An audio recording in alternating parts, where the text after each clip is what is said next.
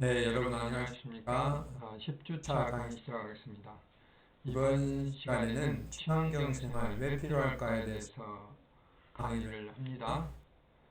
지금까지 우리가 그 기후변화에 대해서 알아봤고, 또 미세먼지에 대해서도 알아봤고, 그 다음에 9주차에서는 탄소 중립에 대해서 알아봤는데, 이러한 것들을 해결하기 위해서 우리가 일상생활에서 할 수 있는 일들이 어떤 것들이 있는지에 대해서 어, 함께 알아보도록 하겠습니다.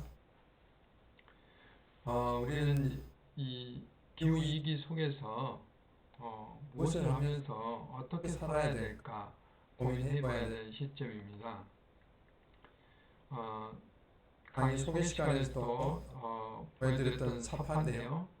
북극곰들이 우리가 전기를 많이 쓰게 되니까 당연히 전기는 지금 현재 화석연료로 많이 만드는 경우가 많거든요. 그러다 보니까 지구가 따뜻해져서 북극에 있는 빙하들이 녹으니까 상징적으로 북극곰들이 이 전기 코드를 뽑는 이런 그림을 보여주고 있습니다. 그러면 북극곰들의 이런 행동에 대해서 우리는 어떻게 해야 될 것인지에 대해서 한번 우리가 고민해 볼 필요가 있다 하는 생각입니다. 코로나 이전에 우리는 이렇게 살아왔어요. 밀집된 공간에서 마음껏 즐기며 함께 하는 그런 세상, 글로벌 세상, 이 나라 저 나라 구별 없이 한꺼번에 살아가는 이렇게 우리는 살아왔죠. 축제를 즐기면서 그러다 보니까 이제 이런 아파트 숲도 만들고 주거 공간을 만들기 위해서 또 수많은 플라스틱 쓰레기들을 배출함으로 인해서 지구의 그 지질 시대, 땅덩어리 시대인데요. 땅이 어떻게 되어 있냐? 지금은 홀로세라는 시대인데요. 지질 시대가 이제부터는 인류세라는 그런 새로운 지질 세대에 접어들었다 하는 학자들의 주장이 이 네이처지에 실려 있습니다. 인류세라는 것은 플라스틱을 우리가 너무 많이 버리니까 우리 지구의 표면이 플라스틱으로 덮여서 더 이상 변하지 않는 그런 그 지질 시대가 온다 이런 말이거든요. 그래서 이런 그 과학자들의 주장도 있다 하는 것입니다. 이런 시대에 이제 팬데믹이라는 우리는 코로나 19 이런 대유행 시기를 맞이하게 된 것이죠. 그동안 우리가 한 번도 경험해보지 못한 코비드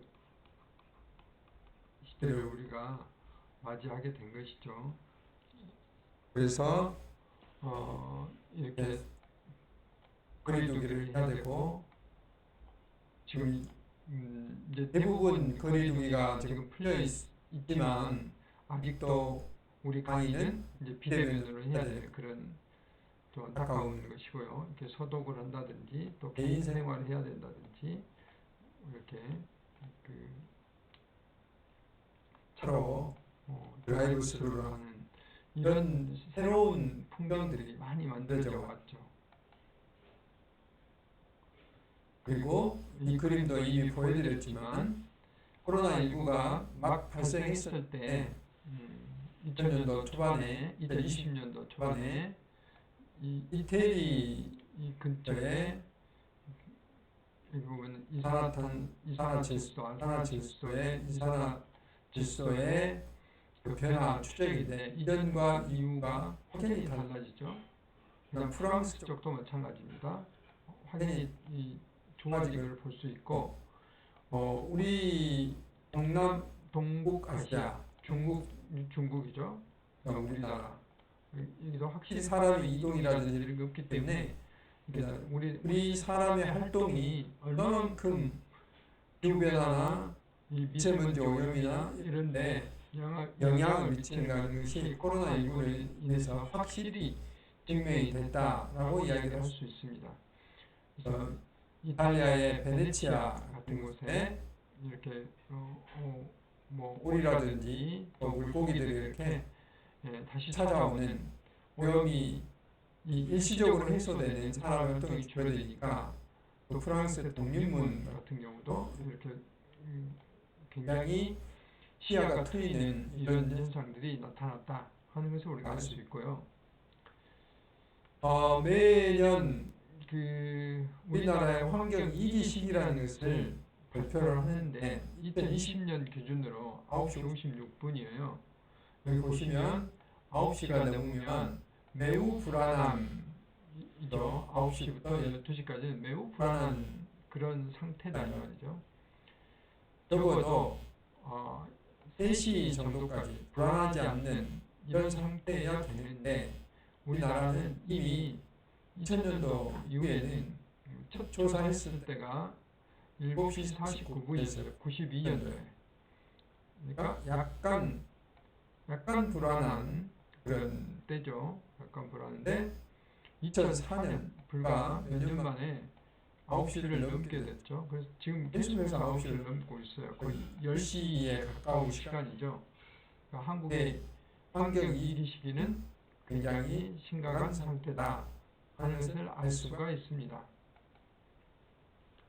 또 도넛 경제학이라는 게 있는데 이 격차가 굉장히 심하다 하는 것은 선진국과 못 사는 나라 후진국 사이에 그 경제뿐만 아니라 이런 환경의 차이, 복지의 차이가 굉장히 심하다 하는 것을 보여주는데 이 연한 녹색, 연녹색 여기가 균형으로 이제 굉장히 잘 관리가 되고 있다는 것이고 후진국들은 주로 이쪽 복지 쪽 보건, 식량, 물, 에너지, 각종 네트워크, 주거, 이런 성평등, 사회적인 공평성 이런 것이 부족한 것이고 선진국들은 여기는 충족하는데 반대로 교변화, 해양의 산성화, 그 다음에 여기 보시면 질소의 인해 축적, 우리가 마시는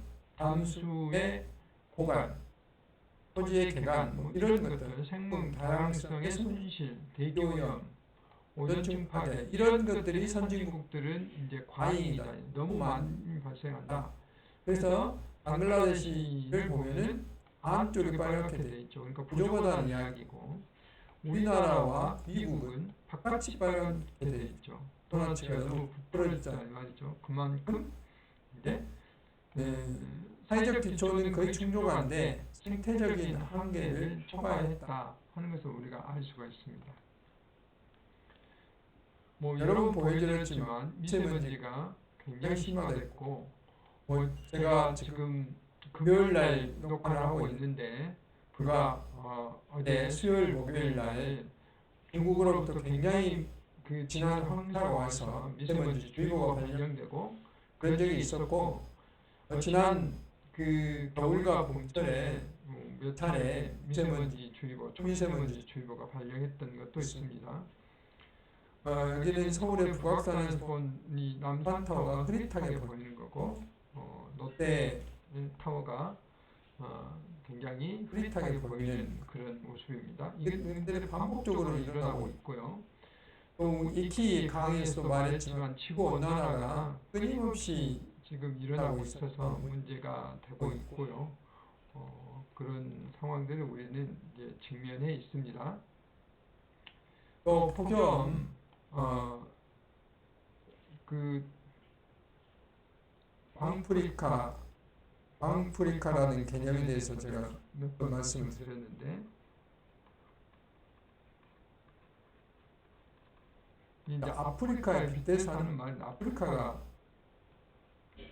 매 1년 360일 계속 덥지는 않다고 합니다. 실제로 제가 알기로는 잠비아나 뭐 이런 나라들은 밤이 되면 상당히 춥다고 그래요. 쌀쌀하다고 그렇습니다. 그런데도 여름철에 광주의 낮은 이렇게 폭염이죠. 지금 여기 보라색으로 보이는 데가 광주철인데 그나마 조금 온도가 낮은 상태고 열대야 때문에 밤이 되는데도 불구하고 이 도심들은 그대로 붉은색으로 되어 있죠. 다른 그 교회는 식었는데도 불구하고 이런 것들이 이제 지속적으로 매년 나타나고 있어서 이 폭염을 우리나라는 재해, 미세먼지도 재해고 폭염도 재해로 구분을 하고 있죠. 산사태라든지 홍수라든지 가뭄처럼 재해로 구분을 하고 있다 이 말입니다.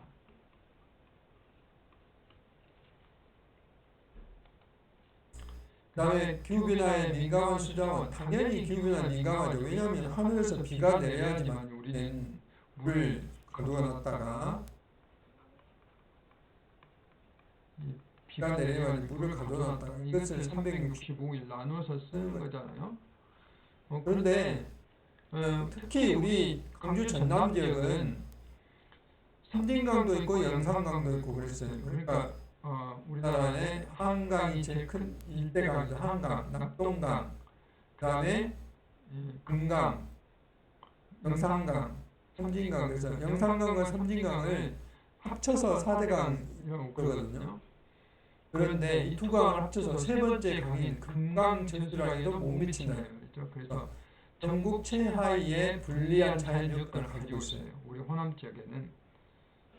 그래서 강우량은 또 남쪽에 위치하기 때문에 비가 많이 옵니다. 많이 오는데 올 봄에는 좀 가뭄이 좀 심하긴 한데요. 주기적으로 가뭄이 반복되고 있어요.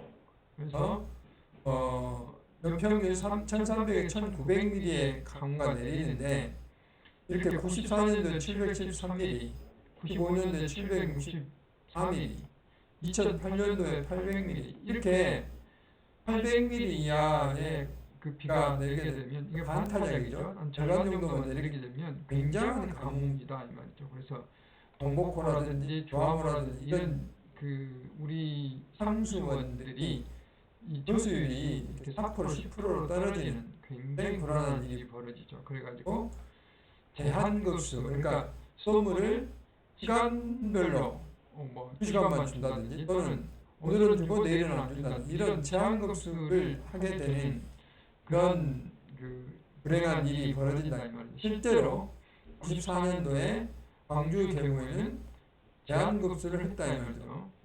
특별시가 서울시고 그 외에 광역시가 이제 부산, 인천 뭐 이렇죠. 광주 이런 광역시 중에 유일하게 제한급수를 한 그 지역이 광주다 이 말이죠. 그만큼 기후변화에 대해서 민감한 것이 바로 수자원이다.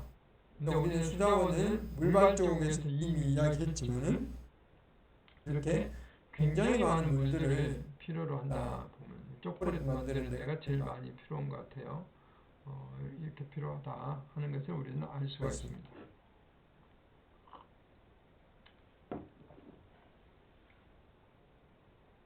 그래서 우리가 물을 절약해야 되는 이유는 바로 물은 에너지 산업이기 때문에 산화수도가 우리가 수돗물을 만들어서 공급하는데도 거의 전기로 만들어야 돼. 이것을 그 저수지에서 품어 올리는 것도 펌핑을 하는 거죠. 에너지가 들어가는 동상에서 그 불순물을 걸러내는 것도 다 전기로 걸러내는 거거든요.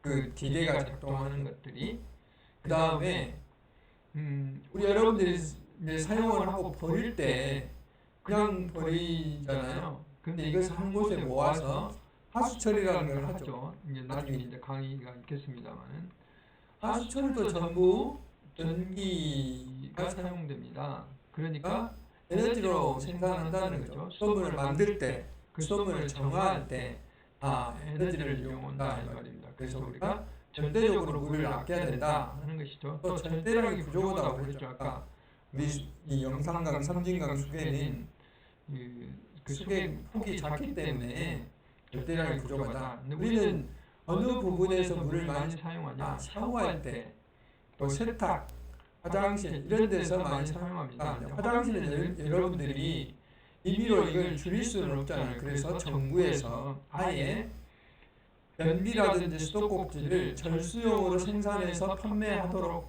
제도를 바꿨기 때문에 여러분들 이제 고민하지 않아도 되는데 샤워라든지 세탁은 우리가 얼마든지 조금은 줄일 수 있다 이 말이죠. 물을 틀어놓고 비누칠을 한다든지 뭐 이런 것들은 우리가 앞으로 지양해야 될 내용이다 하는 것이죠. 그래서 좀 지구를 생각하는 의미에서 그 수도꼭지를 이렇게 잠그고 비누칠을 한다든지 뭐 이런 것들이 바로 이제 여기 나와 있는 것들입니다. 설거지도 파도서 하고요. 헹굴 때만 뭐 수돗물로 헹군다든지 뭐 이런 세탁물 같은 경우는 모아서 세탁을 한다든지 이런 것들이 이제 실천하는 것들이 되겠습니다. 또 우리가 물을 아끼지 않으면 또 우리가 농업활동을 하는데 비료를 너무 많이 준다든지 산업하면서 질소나 같은 게 나오면 환경이 악화돼요. 그래서 질소인들이 비료 작용을 해서 이렇게 녹조가 발생하는 이런 문제가 발생하고 이런 녹조가 발생하면 정수장에 수돗물을 생산하는데 훨씬 더 많은 약품을 내야 되고 또 그로 인해서 전기 사용도 늘어나고 그래서 에너지가 많이 사용되는 것이죠. 그러면은 그로 인해서 그 전기가 많이 사용되고 온실가스도 많이 발생하는 것이죠. 이렇게 계속 악순환이 이어질 수 있는 것입니다. 미세 플라스틱에 대해서는 이제 별도로 또 강의를 할 텐데요. 우리가 그 버리는 미세 플라스틱 때문에 이게 돌고 돌아서 이게 먹이 연쇄를 통해서 우리가 미세 플라스틱을 이렇게 버리게 되면 또는 플라스틱을 버리게 되면 이게 바다로 들어가서 플랑크톤들이 먹고 플랑크톤이 먹고 이것을 작은 물고기가 먹고 큰 물고기가 먹고 해서 사람한테까지 이렇게 전달되는 먹이 연쇄 과정을 통해서 우리 사람에게까지 미세 플라스틱이 전달된다. 실제로 굴, 우리가 먹는 굴, 다음지 홍합이죠. 그 다음에 바지락, 가리비 이런 데서 이런 건 폐류라고 하는데 조개류에서 미세 플라스틱이 발견됐다면 우리나라 이야기예요. 그래서 뭐 소금에도 나오고 물에서도 나오고 이런 것들이 이미 과학적으로 다 밝혀졌는데 우리가 이제 미세 플라스틱에 대해서 고민을 많이 해봐야 될 것이다 하는 이야기입니다. 다음에 일회용 폐기물 그리고 뭐 상징적으로는 그림만 보여줬는데요. 지금 이제 우리가 그 커피 전문점에서 그 플라스틱 컵이라든지 일회용 컵 사용하지 못하게 규제를 하고 있죠. 이런 이유 때문에 그렇습니다. 이것을 수집하고 버리고 또 하는 데만 해도 엄청난 비용이 들어가고 지구를 오염시키기 때문에 그 과정에서 에너지가 다 들어가잖아요. 좀 상징적으로 표현한 과대 포장 문제인데요. 여기 까고 까면 이만한 상품 한 단 나온다는 이야기죠. 지금 이렇게 많이 포장을 해놨다 이 말이죠. 이렇게 하면 쓰레기가 많이 나오게 되고 또 유해물질도 많이 나오게 되고 이런다 이 말이죠. 그래서 경제적으로 과대 포장하면 비용도 증가되고 그 포장 비용, 그 다음에 보관하고 운송하는 데도 훨씬 더 많은 비용이 들어간다 하는 것이죠. 포장 폐기물의 비율이 62%다. 생활 폐기물 중에. 제가 느끼기에도 그런 것 같아요. 뭐 코로나 이후에 아파트에 그 재활용장에 가보면 일주일만 되면 엄청나게 많은 플라스틱, 비닐, 그 다음에 종이 박스 엄청나게 많이 이렇게 배출이 된 것 같습니다. 그래서 우리가 버린 그 생활 폐기물 중에 62% 실제로는 제가 생각하고 62%보다 훨씬 더 많다고 생각이 듭니다. 그래서 이것이 연간 탄소 배출량으로 보면 4,115톤 정도나 된다 이 말입니다. 이걸 어떻게 처리하냐? 매립 또는 태우는 거죠. 소각하는 건데 이것 또한 이제 문제죠. 소각장을 아무데나 지을 수도 없고 매립지도 아무데나 만들 수가 없기 때문에 굉장히 우리 고민거리다 하는 것입니다. 그 다음에 여러분들이 사용하는 이메일, 여러분들 스마트폰을 서칭을 하게 되면 거기에 기록되는 것들이 엄청나게 흔적이 남아요. 이런 것들을 우리는 다크 데이터라고 다크 데이터. 우리가 검색하고 남겨놓은 흔적, 그 다음에 한번 보고 난 이메일을 다시 지우지 않고 놔두면 그 흔적들에 의해서 연간 배출되는 이산화탄소 양이 580만 톤, 어마어마한 양입니다. 이게 저장을 하고 있으나 내용 또는 가치가 확인되지 않는 데이터라는 것이죠. 이것을 우리는 다크 데이터라고 그러는데 이 양이 어마어마한 양이다 이 말이죠. 어마어마한 양이다. 그것을 2018년도에 33 제타, 제타가 10의 21승이나 돼요. 10의 21승. 우리는 일반적으로 기가바이트를 사용하고 있잖아요. 기가바이트. 여기 있는 이 기가바이트를 사용하고 있는데 이것보다 훨씬 많은 이 데이터 여기를 지금 우리는 사용하고 있단 말이에요. 그러니까 엄청난 양의 데이터를 우리가 불필요하게 보관하고 있단 말이죠. 그래서 여러분들은 스마트폰에서도 그 불필요한 저장 그 데이터들을 지우는 습관, 또 별로 보관할 가치가 없는 이메일을 지워야 되는 습관, 이런 것도 필요하죠. 예를 들면 우리가 네이버를 봤다 또는 다음을 봤다. 그럼 거기에 이제 많은 기록들이 남겨져요. 물론 그게 빅데이터가 이용돼서 좋은 데도 쓰이게 되지만은 이메일 같은 게 남겨놓으면 그 이메일 나한테만 필요한 건데 필요 없는 이메일도 많잖아요. 스팸도 굉장히 많고 이런 것들을 전부 전기를 사용하게 된다 이 말이죠. 그래서 이런 것들을 그러기 위해서 네이버나 다음이나 구글이나 이런 데는 엄청난 양의 서버들을 가지고 있어야 되고 그 서버들을 유지하는 데 전기가 또 엄청나게 들어가죠. 이것이 바로 다크 데이터라는 것입니다. 우리가 일상생활 중에 버리는 그 생활 쓰레기 그 중에 이제 상당량을 차지하는 게 음식물 쓰레기죠.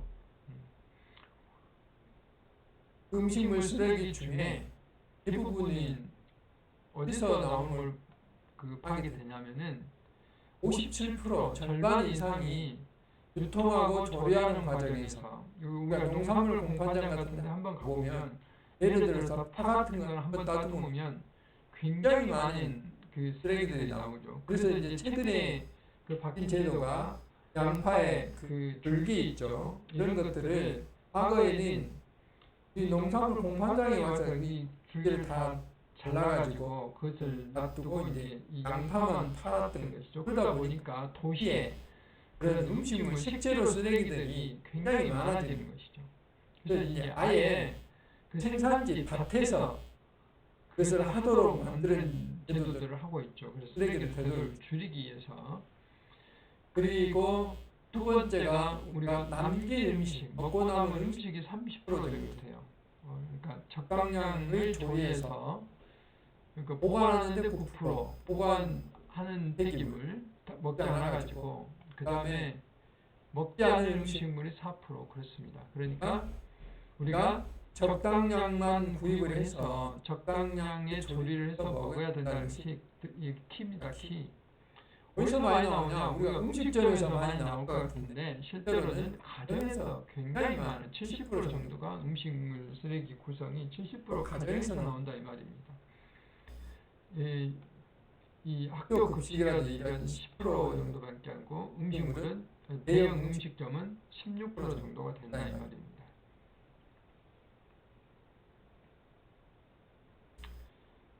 그래서 특히 가정에서는 조리 과정에서 쓰레기가 이제 68% 이상 굉장히 많죠. 여기하고 요거하고 좀 다르게. 그런데 음식점 같은 데는 먹고 남은 음식 비율, 쓰레기 비율이 높습니다. 집단 급식소도 마찬가지고, 매대인 뷔페도 마찬가지입니다. 그러니까 상업적으로 하는 데는 먹고 남은 음식이 많고 가정에서는 조리 과정이 많고 그래서 이런 음식들을 조리해서 우리가 이제 한 끼 밥상을 온실가스 배출량으로 이미 탄소 중립에서도 이야기를 했지만은 생산하고 조리하는 데 이렇게 많이 들어간다는 말이죠. 이것을 온실가스로 약 4.8kg 정도 되고 에너지로 따지면 약 4.72kW 정도 된다 이 말입니다. 그래서 이것을 우리가 알기 쉽게 표현하면 온실가스로 따지면 수용자 25kg를 운행하는 것이 되고 소나무 한 그루가 1년 동안 흡수하는 양이 된다 이 말이죠. 그리고 TV를 16시간, 세탁기 35회, 냉장고 80시간 가동하는 양과 마찬가지다 이 말입니다. 이런 이제 것들을 우리가 해결하기 위해서는 불편함을 즐겁게 여길 줄 알아야 된다 하는 것이죠. 우리 편리함에 익숙해져 있어요. 걸어가기보다는 자동차를 타고 가는 게 익숙해져 있고 또 더위를 피하기보다는 에어컨을 가동해서 더위를 식힌다든지 뭐 여러 가지 것들이 있죠. 그래서 우리가 걸어가다 보면 시간도 많이 걸리고 다리도 아프고 그렇지만은 이것을 즐겁게 생각하면 지구를 살리는 하나의 길이 된다. 그래서 너무 먼 거리는 걸어갈 수는 없지만은 짧은 거리는 심지어 주변에 보면은 우리가 뭐 한 200m도 안 되는 거리를 자가용을 이용해서 무슨 종교 활동을 한다든지 또는 무슨 편의점을 간다든지 이런 경우도 흔히 볼 볼 수가 수가 있어요. 있어요. 그런데 이런 적어도 1km 범위 내에서는 한번 걸어 다니는 것도 1km 정도 가면은 10분 정도밖에 안 걸리거든요. 천천히 걸어가도 그럴 필요가 있다 하는 것입니다. 그래서 우리가 지금 사용하고 있는 지구에 있는 자원들은 우리뿐만 아니라 미래 세대, 우리의 자손들도 사용해야 될 자원이에요. 근데 우리가 지구를 멸망시켜 버리면 우리의 후손들이 다 함께 죽게 되는 것이죠. 그래서 지속 가능한 발전이라는 것은 이렇게 아끼고 건강하게 물려줘요. 그냥 죽은 지구를 물려주는 게 아니라 건강한 지구를 물려줘야 된다. 이게 이제 지속 가능한 발전이라는 겁니다. 이런 용어들은 굉장히 많이 사용돼요. 뒤에서 보여주면 SDG 그러니까 Sustainability라는 것이 이제 이 지속 가능이고 Development가 발전이라는 뜻이에요. 발전. 그다음에 옳은 목적, 지속 가능한 발전의 목적이라는 이걸 유엔에서 각 나라마다 이 지속 가능한 발전 목표에 대한 계획을 세우도록 해서 실천하도록 돼 있어요. 이렇게 복잡하게 돼 있지만 현재 우리뿐만 아니라 앞으로 미래 세대에도 좋은 환경만 물려줘서 하는 게 아니라 먹고 살 수 있는 경제, 사회라는 게 뭐냐면은 불평등한 사회가 아니라 평등한 사회. 그러니까 특히 기후변화에 취약한 사람들 또는 여러 가지 장애를 가지고 있다든지 뭐 이런 그 사회적으로 조금 취약한 분들을 보살피는 그런 사회, 경제, 환경 이런 것들의 건강하게 후손에게까지 물려주는 이런 것을 우리는 지속 가능한 발전이다라고 합니다. 그래서 지속 가능한 발전 SDG의 목표, Sustainable Development Goal이 이게 약자가 SDG 이런 거 뭐 상식에도 많이 나오고 굉장히 많이 나옵니다. 그리고 이렇게 막 인구라든지 먹거리라든지 뭐 여러 가지 것들 여기에 뭐 수자원도 있고 아까 말한 기후변화도 있고 이런 여러 가지 분야별로 17가지 분야로 뭐 어떤 계획을 짜고 이거 모든 지자체 국가가 다 수립하도록 돼서 우리나라 대부분 그 지자체가 다 이 지속 가능 발표 목표가 세워져 있다 하는 겁니다. 그래서 이런 이제 문제점들이 굉장히 많은데 우리가 한꺼번에 다 해결할 수 없어요. 한꺼번에 해결할 수 없기 때문에 우리가 생태적인 고려를 해서 차근차근 해결해 나가자 하는 이야기입니다. 그래서 요즘의 소비 형태가 굉장히 많이 변했잖아요. 옛날에는 생계, 먹고 살기 위해서 기초 소비를 내오는 생활 중심 소비로 바뀌었고 가족 중심에서 개인 중심으로 바뀌었고 회장소에도 재래시장에서 다양하게 마트, 할인매장, 전자상거래, 그러니까 인터넷 거래 등으로 바뀌었고 구매 방법도 현금에서 거의 신용카드, 전자화폐로 다양하게 변했다 하는 것이 현재 소비 형태가 바뀌었고 특히 포미족이라는 말이 많이 나와서 포미가 포헬스 건강을 위해서 1인 가구, 그 다음에 여가 레크레이션, 편의, 모어 컨비니언트, 그 다음에 고가, 익스펜시브 그래가지고 폼이 나를 위한 투자와 소비를 아끼지 않는 사람들을 포미족이라고 부릅니다. 요즘 트렌드가 바로 그런 것이죠. 그래서 온라인 구매에서도 그 포미족을 위해서 감성을 자극하는 매력 그렇습니다. 그래서 언박싱 마케팅이라는 게 박스를 풀지 않았는데도 이제 그 개방까지, 그러니까 제품이 든 박스 개방 순간부터 개방까지 디테일한 정보를 전달하는 이런 것들을 하는 크리에이터들도 생겨났다 이 말입니다. 그다음에 불확실한 미래보다는 현재 자신의 행복을 중요시하는 소비 트렌드, 이게 이제 바로 아까 포미족이나 마찬가지죠. 이제 그런 소비 형태를 보이고 있고, 외식 산업 같은 경우에도 이제 여러분도 잘 알다시피 과거에는 식당을 주로 찾아가서 식사를 했죠. 그런데 이제 이 최근에 이런 간편식이라는 게 나오기 시작해서 간편식, 그러니까 홈메이드 간편식이죠. 홈메이드 간편식, 가정 간편식, 이걸 말하는 밀키트라고 하는 거, 이런 것들이 지금 이제 코로나로 특히 많이 유행한 것 같습니다.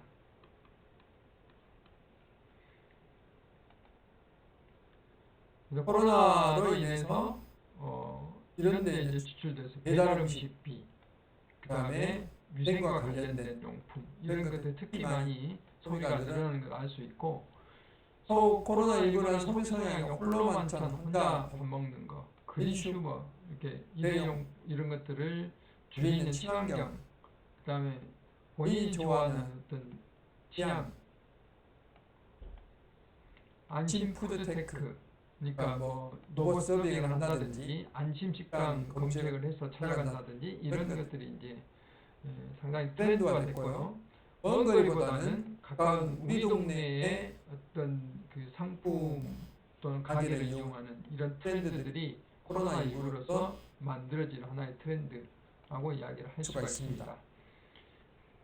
또 이제 그로 인해서 그 배출되는 의료 폐기물 같은 경우도 코로나19로 인해서 엄청나게 많이 늘어났다 하는 것을 보여줄 수 있고요. 대활용 폐기물도 코로나19로 이렇게 훨씬 더 많이 늘어나는 걸 알 수가 있습니다. 종이류, 비닐류, 플라스틱류 많이 늘어났다 하는 것을 알 수가 있습니다. 그다음에 이것은 코로나와 관계없는데 우리들이 보면 담배 공초 쓰레기, 근데 코로나 때도 훨씬 더 늘어났을 것 같은데, 특히 마스크 쓰레기가 많이 늘어났다 이 말이죠. 이거 플라스틱이잖아요, 마스크가. 길거리에 쓰레기통 수거에 분석한 결과 쓰레기의 53%는 담배 공초로 확인됐다 이 말이죠. 일회용 마스크도 2분의 1이나 증가됐다.